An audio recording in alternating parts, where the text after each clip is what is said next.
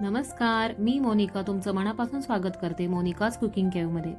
आज आपण पाहणार आहोत की घरी लावलेल्या विरजणाच्या साईपासून अगदी पारंपरिक पद्धतीने 15 दिवस साठवलेल्या साईचे सुगंधी, दाणेदार आणि स्वादिष्ट तूप कसं बनवायचं. सोबतच लोणी, साय, दही आणि तूप साठवताना कोणती काळजी घ्यायची आणि काही महत्त्वाच्या टिप्स देखील शेअर करणार आहे. त्यामुळे हा व्हिडिओ अगदी शेवटपर्यंत पहा. दररोज दूध उकळून थंड झाल्यानंतर आपण त्यावर आलेली जाड साय अगदी स्वच्छ आणि कोरड्या स्टीलच्या किंवा काचेच्या डब्यात काढा आणि प्रत्येक वेळी नवीन साय घालताना डबा पुन्हा फ्रीजमध्ये ठेवा. सर्व हलवायचे आणि त्यामध्ये थोडंसं दही किंवा विरजणाचं दही लावायचं. 15 दिवसांनी साय बाहेर काढून पूर्णपणे वितळू द्या. आता या आंबट साईमध्ये थोडं थोडं पाणी घालायचं आणि बर्फाचे तुकडे घालून रवीने किंवा मिक्सरच्या सहाय्याने किंवा हँड मिक्सरने थोडंसं छान त्याला घुसळलं की आपोआप असं छान पांढरं, आता हे म्हशीचं दूध आहे म्हणून पांढरं लोणी झालेलं आहे. एकदम छान असं लोणी बाहेर येतं आणि आपण ते व्यवस्थित साईडला काढून घ्यायचं आहे. हे लोणी वेगळं काढून थंड पाण्यात 2 ते 3 वेळा धुवा. यामुळे ताक पूर्ण निघून जातं आणि तूप जास्त दिवस टिकतं. महत्त्वाची टिप म्हणजे साय नेहमी झाकून ठेवायची आहे. साय काढण्यासाठी ओला चमचा वापरू नका.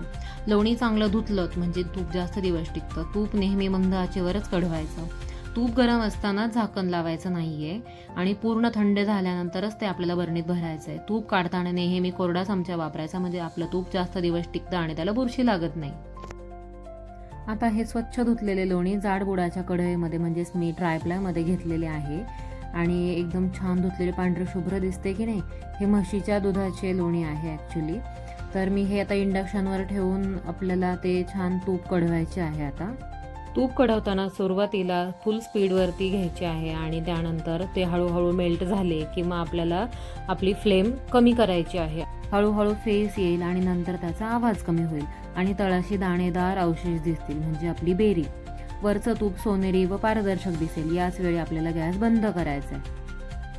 कढई लगेच खाली उतरून घ्या आणि पूर्ण थंड झाल्यानंतरच सुती कापड किंवा गाळणीने गाळून कोरड्या काचेच्या बरणीमध्ये स्वच्छ हे भरून ठेवा. हे आपलं शुद्ध आणि घरगुती तूप तयार आहे.